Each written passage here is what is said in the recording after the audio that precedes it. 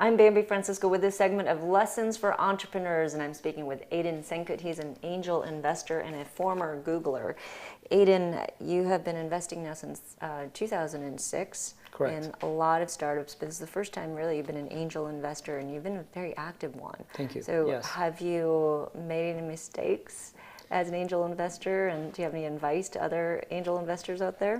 What I would say is the biggest learning for me was as an investor, you get excited about the companies that do well, and obviously those are the ones, the returns of which kind of determine your success. But there are times when the companies hit a wall, or maybe like things take a turn for the different. And I think the real investors or entrepreneurs can actually find out what an investor is made of when those moments come up and how the investor handles it. So I think I learned a lot more from those situations than when things are going extremely well. Because obviously when things are going extremely well, there isn't as much stuff to do. In terms of lessons learned, especially for entrepreneurs, the one thing that I'm seeing is obviously it's an important thing, but there's almost too much focus on valuation, which is an important thing, and you need to get it right. But I think the important thing is to find good investors that can be good backers of the company, but also hiring great teams. If anything, this kind of balance between getting traction, hiring a great team, and balancing that with funding, people don't build good teams fast enough, depending on where the company is going. And being able to recruit really, really great people and spending a lot of effort on that and have a well-rounded team. And sometimes early on, the team means that the investors and advisors act as the extended team of the company. Yeah. So that should be a lot more of the focus, I think.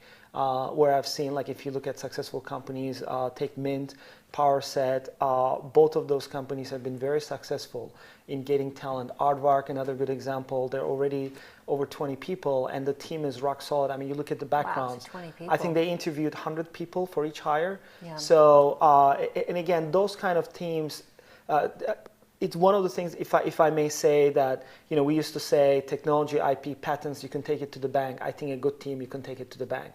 It's one of those things that I think will always have significant value. And when you look at the FriendFeed, Facebook acquisition, a team like that just doesn't come out every day. It was an awesome deal.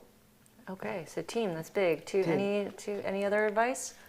Any other advice is basically, if anything, I see sometimes founders not moving fast enough.